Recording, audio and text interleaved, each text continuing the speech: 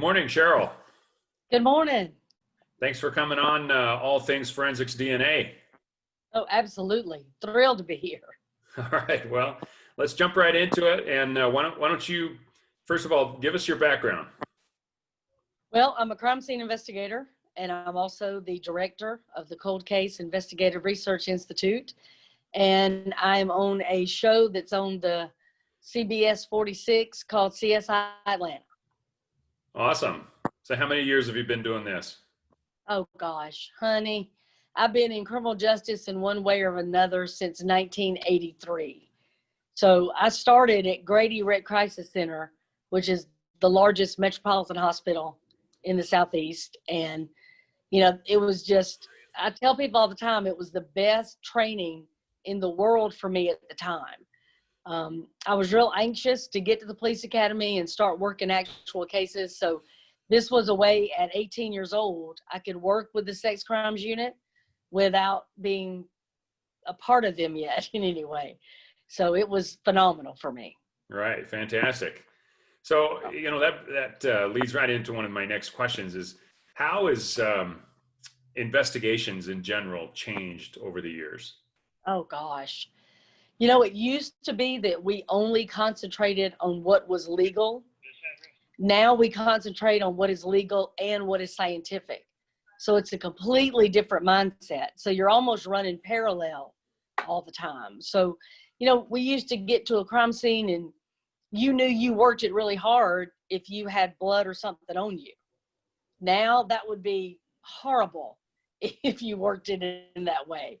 So you don't want to leave your own footprints or walk in anything or, it's just different. I mean, everything is different, but the technology that we have now, I mean, the MVAT specifically, but, there's other things that they're doing with rootless hair, and there's things they can do with fingerprints and what you can get a fingerprint off of now that, there was no way we ever even dreamed, and even in the early 2000s, that this was going to be possible.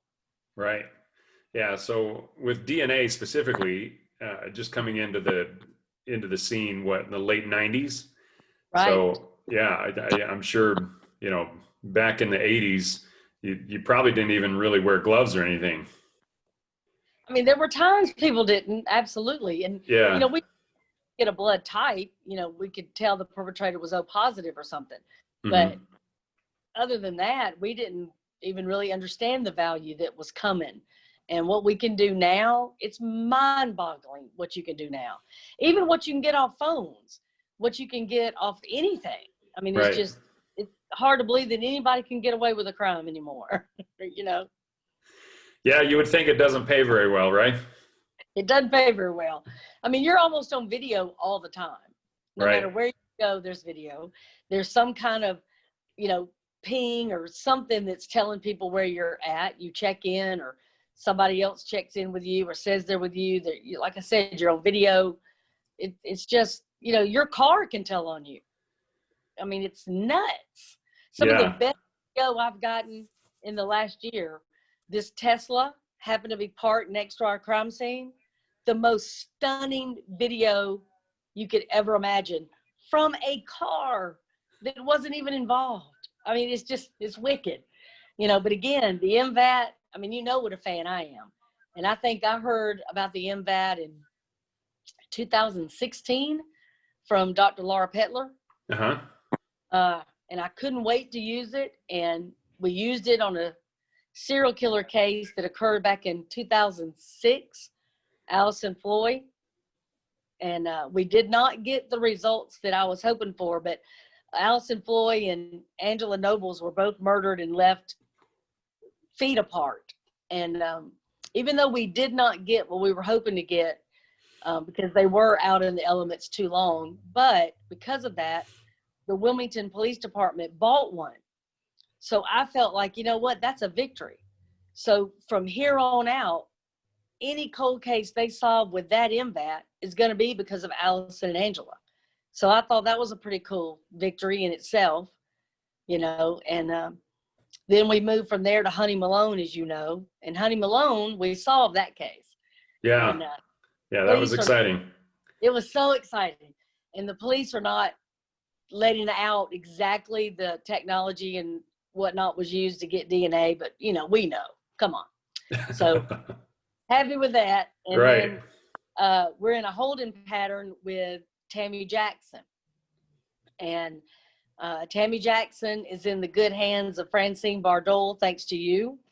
And Francine is extraordinarily confident, as am I, that we're going to have great success in that case. And then from Tammy Jackson, we're going to move to Bricola Coleman and Melissa Wolfenberger. So again, I can't say enough good things, Jared. I mean, it's not just a game changer. It is a career in every sense of the word. Yeah. Well, and we certainly appreciate that. And obviously, we're huge fans of everything that you do. So yeah, the Honey Malone case. So talk a little bit about without giving any details that you can't, but talk a little bit about her. Well, Honey was murdered October 23rd, 2012. She had worked all day. She was 18 years old, just a doll. Everybody adored her. Everybody adored her. Gave herself the nickname Honey, which I think is so cute. Her name is Vanessa Malone.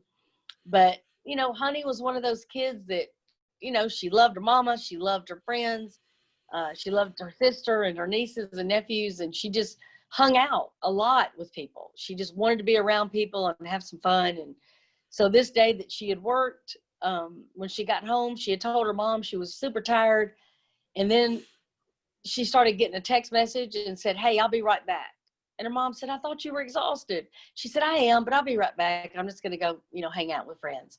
So when you leave her house, there's a little cut through a wooden fence, which leads into an apartment complex where her friends lived. And she would go there and, play cards, dance, smoke weed, drink a little bit, whatever. And very casual, nothing, over the top in any way, just being a teenage kid. And her mom said it was less than 30 minutes, she heard gunshots. And she said, she's the type of mom that if she ever heard a siren or anything, would start calling her kids, just making sure they're okay because it sounded close. And she said once all the sirens, happened, she said it sounded so close.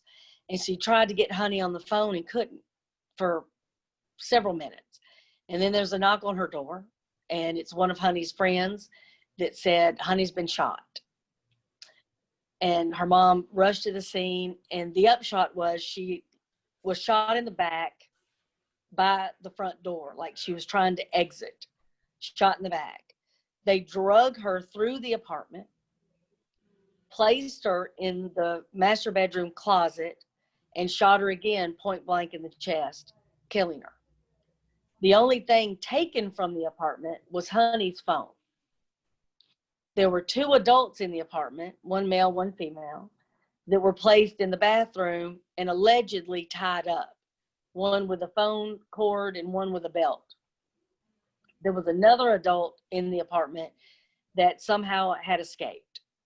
So law enforcement believed it was a drug deal gone bad because they did, say they were smoking weed in the apartment. Honey told her mom she was going to visit friends. She knew that's something they sometimes did. But Jared, there were no drugs in the apartment. There were no guns in the apartment. There was no money in the apartment. The first thing they said, there was anywhere from 3 to 6 assailants. Now, in a 1-bedroom apartment, if you have a home invasion, you're going to know whether there's 3 or 6 people. That's going to take up the whole living room area. Right. And I'm one of those people, I hate the term drug deal gone bad, because if it's a home invasion, you ought to freaking call it that. And there's no other crime that we give that moniker to. We don't say it's a burglary gone bad, because that sounds stupid. If it's a burglary or a home invasion or a murder, that's what it is. As soon as you say drug deal gone bad, it shifts the blame to the victim. And that's not okay. Mm-hmm. She was not a drug dealer. She was not going there to sell drugs, move drugs, purchase drugs at all. She was going there because her friends sometimes pass a joint around. It's not the same thing as a drug deal gone bad. Right. And it doesn't take 6 people to enter an apartment and murder a girl for a cell phone. That just doesn't make any sense. And the police even told her mom, well, they steal them sometimes because they can get money for them on the street. That is true. You can get money for a cell phone on the street, about 15 or 20 bucks. Again, divided by 6 people, ain't no money. So none of it ringing true. So somebody texted her as soon as she got home to come to that apartment. Once she entered that apartment, she was almost shot immediately. So we believed that one of the adults that was in that apartment was the perpetrator.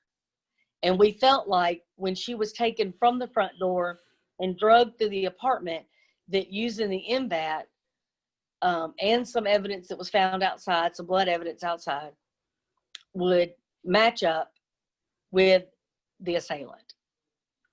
So again, after we met with law enforcement, with the family, and her mom has been a tremendous advocate. Her sister has been unfailing that law enforcement did in fact send some things to the GBI where there is an MVAT, and you were gracious enough to talk to the detective and the sergeant, which we appreciate. And it resulted in the arrest of the person that we had pinpointed. Wow, that's fantastic. You know, I love hearing cases being solved. That's what everything's all about. So get them off the street. I mean, again, there's a lot of crimes. You know, people may shoplift out of need. You know, people may make a mistake when they're in their teens or 20s, drinking and driving. You know, you may screw up and shoplift. But murder, I can't work with you at all on that one. Right. Yeah. Well, Sheryl, I love keeping these things short, and I hope that we can have you on again and talk about a different case.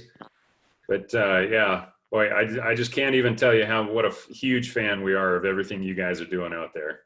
You know, I love y'all and everything you're about, because y'all are solving cases all over the place. I mean, it's just phenomenal. And hopefully, me and you'll be able to talk and have an update on Tammy Jackson soon. Oh, that'll be fantastic. Okay, well, we'll have you on again when you do that. All right. Thank you so much. Okay, talk to you later. Bye. Bye-bye.